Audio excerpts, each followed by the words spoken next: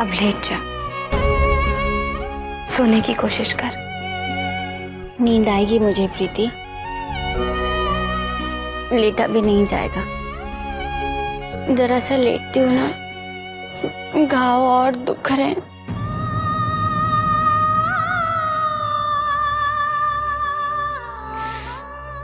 कोई इतना बेरहम कैसे हो सकता है? कितनी कितनी बेरहमी से पीटा है।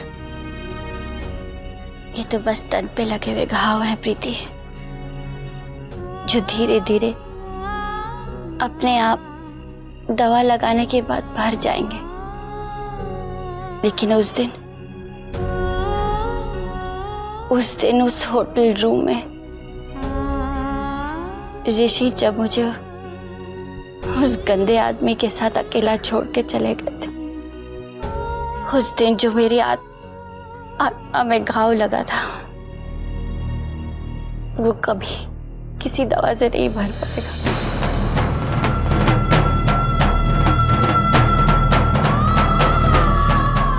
सुमी,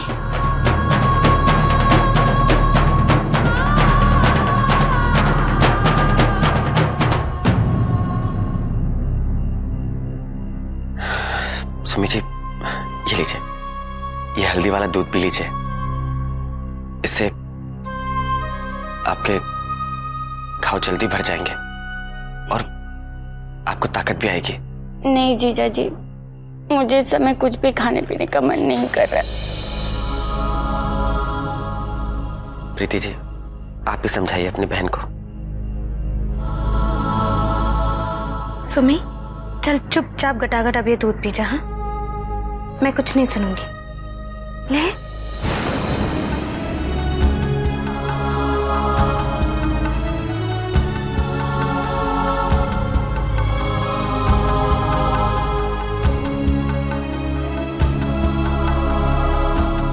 ये हुई ना बात। अब आप ये दूध खत्म कर लीजिए, फिर मैं आपको दवाई दे दूंगा जिससे आपका दर्द भी कम हो जाएगा। फिर हम मिलके सोचते हैं कि आगे हमें क्या करना है। ठीक है?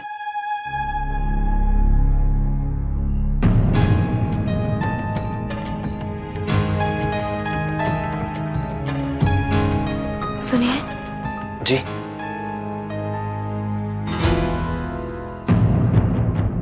आप चिंता मत कीजिए, मैं मां को समझा दूंगा।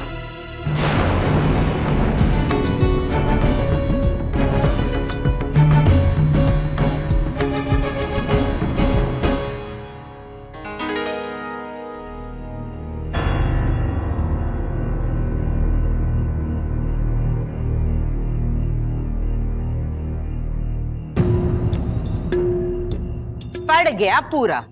अब क्या लेने आया है? जब से प्रार्थना करने बैठी हूँ, कभी पट्टी, कभी दवाई, कभी रुई। अरे इतनी रात गए, किसकी मरहम पट्टी कर रहा है? मां, एक बात पूछूं? मां, जब सजनी अच्छी हो जाएगी तो हम एक अच्छा सा लड़का देखकर उसकी शादी कर देंगे, है ना मां? हाँ सूर्य कमल, अरे सिर्फ अच्छा लड़का क्यों, हम अपनी सजनी का ब्याह बहुत अच्छे घर घराने में करेंगे। हाँ, घर बार सब देख कर शादी करेंगे। लो, अब इसमें परेशान होने वाली कौन सी बात है सूर्य कमल? नहीं मां, मां, फिर भी भगवान न करे, लेकिन घर बार देखकर शादी करने के बाद भी अगर हमारी सजनी ससुराल में खुश ना रह सके तो शादी के बाद अगर हमें यह पता चले कि उसे अपने ससुराल में हर तरह का आराम है, उसके सास ससुर उसे पलकों पर बिठा के रखते हैं, लेकिन उसका पति उसे बड़ी बेरहमी से मारता पीटता रहता है, बात बात पर उसका अपमान करता रहता है, तो तेरे मुंह में राख सूर्य कमल। अरे ऐसी दुर्गत तो मैं किसी दुश्मन की लड़की की नहीं सोच सकती, और तू मेरे सामने मेरी ही बेटी के ससुराल का इतना घिनौना चित्र। राधे राधे। ये सजने के होने वाले ससुराल का चित्र नहीं है माँ, बल्कि सुम्मी जी का यथार्थ है। जो जीवन आप अपने दुश्मन की लड़की के लिए भी नहीं चाहेंगे, वही जीवन सुम्मी जी हर पल बिता रही है, सिर्फ अपने पति की वजह से। समझी, तभी छोरी बार बार अपने ससुराल से भाग जाती है। अपने पति के करतूतों के जवाब में वो और कर भी कह सकती है ना माँ। लेकिन सुम्मी की माँ सरोज जी, वो तो बड़ा साथ देती है अपने दामाद का। पिछली बार भी आई थी यहाँ अपनी बेटी को ढूंढते हुए।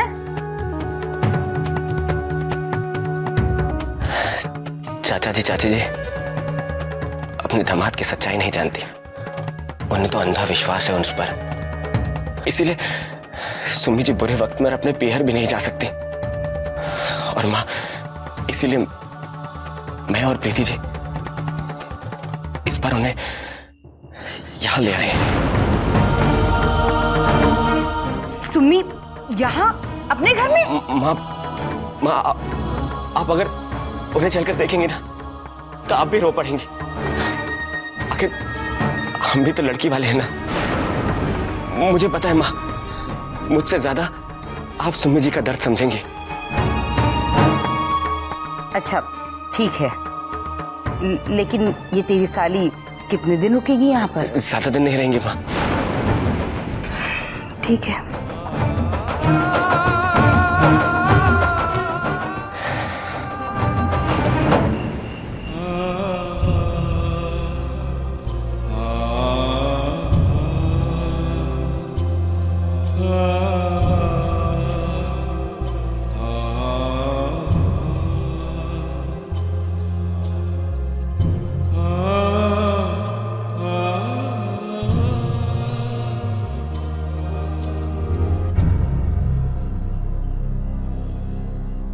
शुक्र है भगवान का कि उन्होंने मेरी सुन ली और आपको मेरे पास भेज दिया। मैं बहुत खुश हूँ। मैं भी बहुत खुश हूँ। आखिर जिंदगी में एक फैसला तो सही किया मैंने।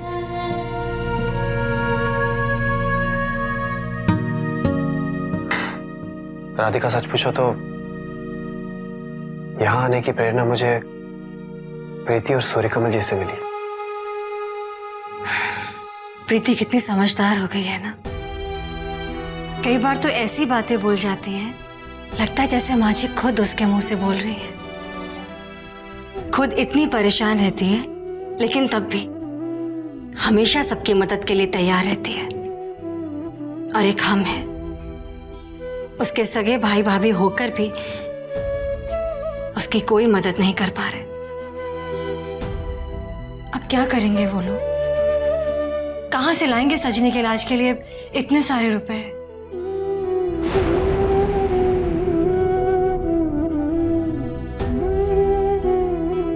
जानती हो राधिका, आज जिंदगी में पहली बार मुझे इस बात का मलाल हो रहा है राधिका, कि मेरे पास पैसे नहीं है।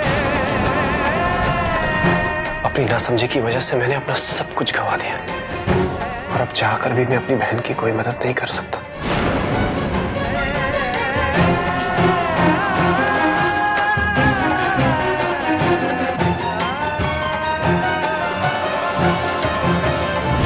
प्रीति, मुझे यहाँ नहीं आना चाहिए था।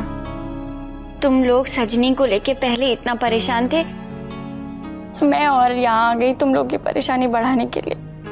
तो फिर शुरू हो गई सुमी। अगर मैं तेरी जगह होती और मैं ऐसा कहती तो तुझे बुरा लगता ना? तू मेरी बहन है ना, तो बहन बनकर है। फॉर्मेलिटी दिखाने की कोई जरूरत नहीं है। हाँ,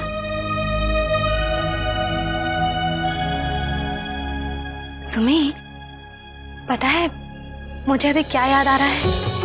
क्या? हमारी शेर सवारी याद है? वो हमारी साइकिल, वो तो सचमुच तेरे लिए शेर सवारी ही थी। तो जब भी उस पे चढ़ने की कोशिश करती थी हमेशा धड़ाम से गिर जाती थी ना, और गिरते ही करके रोती थी। और फिर तू फू फू करके मेरी उस चोट पर अपनी जादू की फूंक मारती थी और सारा दर्द छूमंतर कर देती थी, है ना?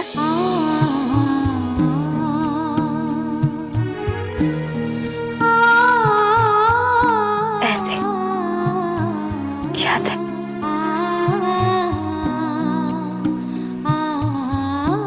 वो कितने अच्छे दिन थे ना प्रीति, ना कोई फिक्र ना कोई चिंता, बस अपने अल्हड़पन में दिन भर खेल कूद और मस्ती।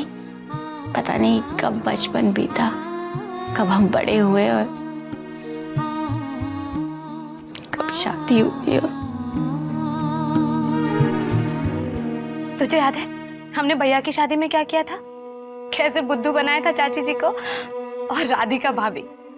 वो तो पहले ही दिन हमारी बातें सुन सुनकर बिल्कुल हक्की बक्की रह गई थी, है ना? अच्छा समय कितनी जल्दी बीत जाता है ना प्रीति। जब मेरी शादी हुई ऐसा लगा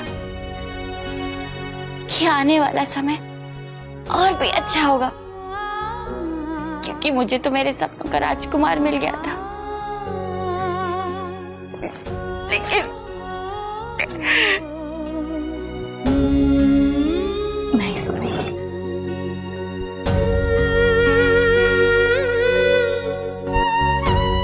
लेकिन प्रीति मैं तेरे लिए बहुत खुश हूँ। कम से कम तुझे तो तेरे सपनों का राजकुमार मिला ना, जिसके प्यार में तू खुशी खुशी जी भी सकती है और हंसते हंसते जान भी दे सकती है ना?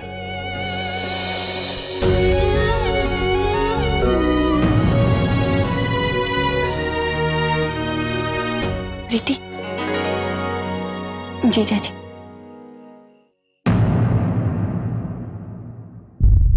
सुमी, मैं अभी आई। हाँ,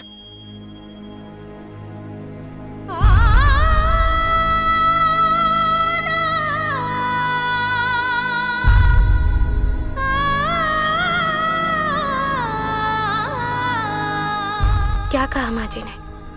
वो सुमी को यहाँ रहने देंगी ना? मैंने कहा था ना, मैं समझा लूंगा। तो वो मान गई ना? मैं तो बहुत डर गई थी, पता नहीं वो क्या कहेंगी। मतलब आप मुझे सकारात्मक सोच सिखाकर आजकल खुद नकारात्मक सोचने लग गए हैं? नहीं, वो बात नहीं है। तो फिर देखिए प्रीति जी, हम दोनों को एक बात हमेशा याद रखनी होगी। अगर हम चाहते हैं कि हमारे जीवन में सब अच्छा अच्छा हो, तो हमें सबसे पहले अच्छा अच्छा सोचना होगा। मैंने कहीं पढ़ा था कि विचारों में असीम शक्ति होती है, और वही शक्ति विचार को संकल्प में बदलती है। और एक बार संकल्प बन जाए तो हम कुछ भी हासिल कर सकते हैं, कुछ भी, है ना? आप बिल्कुल ठीक कह रहे हैं। अब मैं सिर्फ और सिर्फ सकारात्मक सोचने की कोशिश करूंगी। हाँ।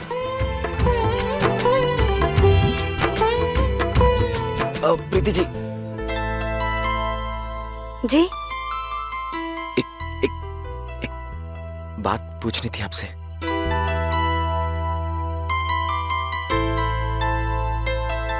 पूछिए ना। सुमी जी आपसे कुछ कह रही थी ना?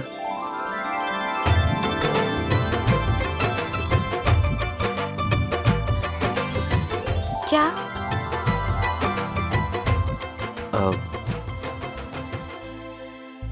यही कि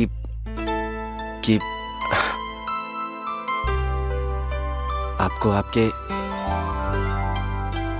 सपनों का राजकुमार मिल गया है, जिसके प्यार में खोकर आप खुशी खुशी जी भी सकती हैं और हंसते हंसते मर भी सकती हैं। सच बताइए, क्या आप वाकई आपको मिल गया है?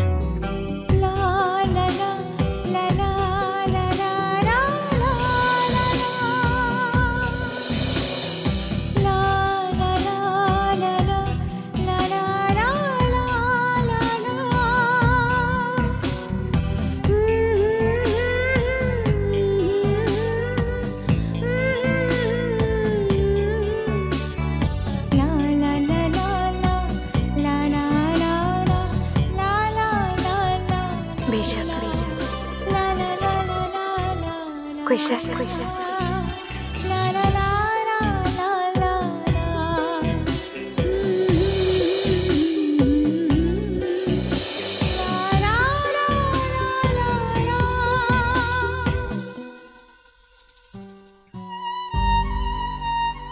अब हम दोनों को मिलकर सुम्मी जी के भी सपनों के राजकुमार उन्हें लौटाना है। दो हंसों का जोड़ा।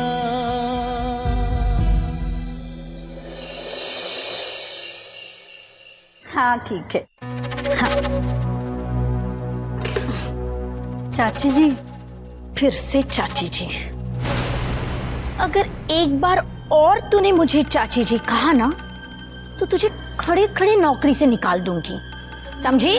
माफ कीजिए मालकिन। अब बताएगी भी क्या बोलने आई थी? वो विनय भैया घर पे नहीं है। तो उन्होंने आज सुबह से खाना भी नहीं खाया, दोपहर को भी नहीं खाया था। पता नहीं कब घर से निकले हुए हैं। मैंने तो आज उनको देखा भी नहीं। तो मैं क्या करूं? मुझे लगता है आज तो सुबह का नाश्ता भी नहीं किया भैया ने। तो मैं क्या करूं? वो खाता है तो खाए, ना खाता है तो ना खाए। मैं आरती तो नहीं उतारूंगी उसकी। भैया के लिए थोड़ा खाना ढक कर रख दूं मेज पे। क्यों? जब उसने हमें कब क्यों कहा जा रहा है ये बताने की जरूरत नहीं, समझी? तो हमें क्या पड़ी है उसके लिए खाना रखने की? कल से उसके लिए खाना बनाने की भी जरूरत नहीं है। अगर मांगे तो कहना पहले आकर मुझसे बात करे, समझी? चल जा। ये अच्छा है। पहले भाई साहब बिना बताए घर से चलते बने, अब बेटा भी वही राह पकड़कर चल रहा है। मैं तो भर पाई इन बाप बेटे से।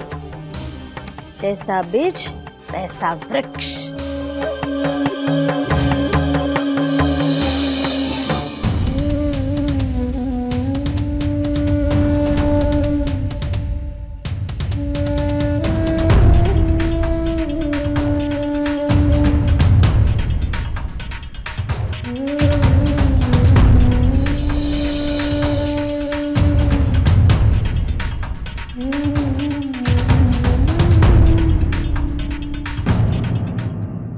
मैंने फैसला कर लिया है,